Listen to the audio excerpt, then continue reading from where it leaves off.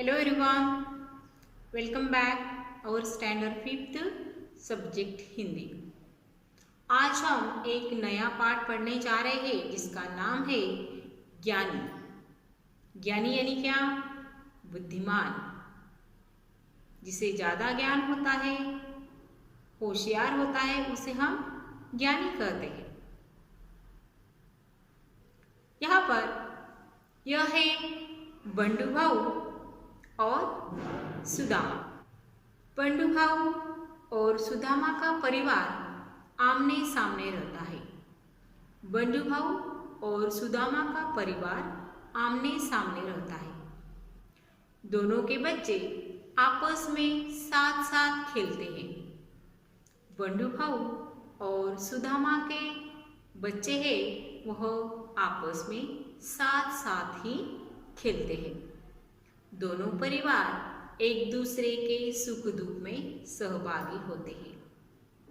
दोनों का परिवार पास पास है। दोनों के बच्चे साथ साथ खेलते हैं और दोनों परिवार एक दूसरे के सुख दुख में एक दूसरे का साथ भी देते हैं। लेकिन दोनों की भाषा भिन्न भिन्न है। दोनों की मातृभाषा भिन्न भिन्न है। भिन्न भिन्न यानी क्या? अलग। दोनों की भाषा अलग है। इसके चलते एक ही शब्द के अलग अलग अर्थ होने के कारण कई बार उनके बीच मनोरंजक स्थिति बन जाती है। कभी कभी ऐसे शब्द भी वहाँ पर इस्तेमाल किए जाते हैं। दोनों की मातृभाषा अलग अलग होने के कारण वह कभी कभी ऐसे शब्द इस्तेमाल करते हैं कि उनके अर्थ बिल्कुल अलग होते हैं। जैसे हमें पता है दिन और यह दिन। ऊपर का दिन यानी क्या? दिवस, और नीचे गरीब। दिन दिन। जैसे कहा कहाँ। कहा यानी क्या? किस जगह पर। कहा यानी क्या? किस जगह। और यह जो नीचे वाला कहा है, इसका अर्थ क्या है? कहा यानी कुछ कहना। तो इस प्रकार यहाँ पर दोनों के बीच में पाठ में बंडू भाऊ और सुदामा, इन दोनों के बीच में जो भी वार्तालाप हुआ है वह प्रस्तुत किया है। तो चलो इन वार्तालाप के बीच मनोरंजक स्थिति कैसी हो जाती है, चलो देखते हैं। बंडू भाऊ ने कहा, मना करने के बावजूद बच्चे बरसात में भीग रहे हैं। मना करने के बावजूद बच्चे बरसात में भीग रहे हैं। अंदर बुलाकर उन्हें शिक्षा दो। बंडू भाऊ ने क्या कहा? मना करने के बावजूद बच्चे बरसात में भीग रहे हैं, अंदर बुलाकर उन्हें शिक्षा दो। किसने कहा? बंडू भाऊ ने। इस पर सुदामा क्या कहता है? अरे बंडू भाऊ, मैं क्यों शिक्षा दूं? शिक्षा तो विद्यालय में मिलती है। बंडू भाऊ का कहने का अर्थ क्या है कि शिक्षा दो यानी क्या? उन्हें पनिश करो, उन्हें दंड दो। और सुदामा का कहना है शिक्षा यानी क्या? एजुकेशन। शिक्षा यानी शिक्षण। एजुकेशन शिक्षा, पढ़ाई लिखाई। दोनों शिक्षा इस शब्द का अलग अलग अर्थ यहाँ पर लगा रहे हैं। बंडू भाऊ ने फिर से कहा, तो क्या बच्चे ऐसे ही भीगते रहेंगे? सुदामा ने कहा, बच्चे तो बंदर है। बच्चे तो बंदर होते हैं, इसलिए खेलते ही रहेंगे। किसने कहा? सुदामा ने। इस पर बंडू भाऊ क्या कहते हैं? बंडू भाऊ ने कहा, लेकिन जब यहाँ आसपास कहीं समुद्र नहीं है, बच्चे बंदर पर कैसे जाएंगे? बंडू भाऊ ने क्या कहा? अगर यहाँ पर आसपास कोई समुद्र ही नहीं है तो बच्चे बंदर पर कैसे जाएंगे? देखो यहाँ पर सुदामा का बंदर, इस शब्द का अर्थ क्या है? बंदर यानी मंकी।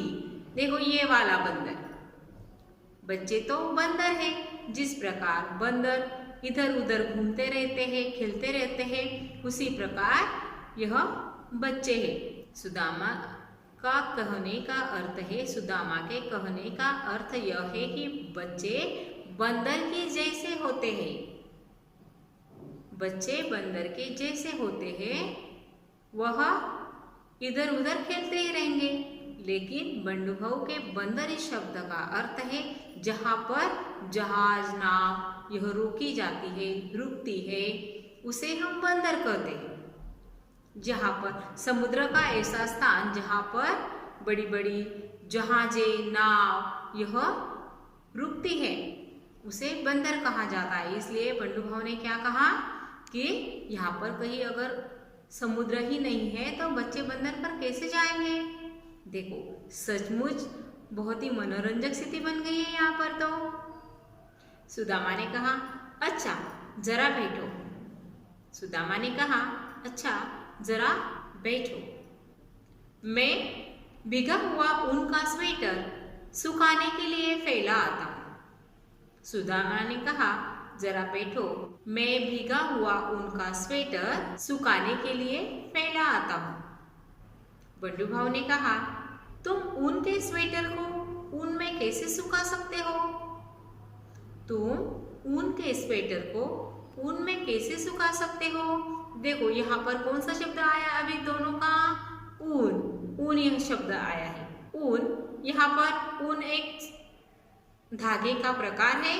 और बंडूभाव का अर्थ क्या है? बंडूभाव के कहने का अर्थ क्या है? ऊन यानी धूप, यानी ऊन का स्वेटर तो ऊन में कैसे सुखा सकते हैं? ऊन के यहाँ पर दो अर्थ आए, ऊन यानी एक धागे का प्रकार और ऊन यानी धूप।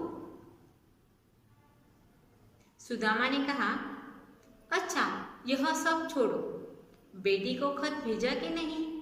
सुदामा ने कहा अच्छा यह सब छोड़ो, बेटी को खत भेजा कि नहीं? अब इसका सरल अर्थ क्या हुआ? खत यानी पत्र। सुदामा के कहने का अर्थ है पत्र भेजा कि नहीं, खत यानी पत्र। देखो बंडूभाव क्या कहते हैं? बंडूभाव कहते हैं अरे सुदामा, खत तो खेत में डाला जाता है, बेटी को क्यों भेजे? खत तो खेत में डाला जाता है, बेटी को क्यों भेजे? खत यानी क्या? फर्टिलाइजर। इसका अर्थ है खत यानी फर्टिलाइजर। वह कहाँ डाला जाता है? खेत में। और तुम बेटी को भेजने की बात कर रहे हो। सुदामा के खत का अर्थ क्या है? पत्र। देखो सचमुच यह हंसने की बात है ना। यदि वे दोनों हिंदी और मराठी यह दोनों भाषाएं समझ पाते तो ऐसी स्थिति बनती नहीं।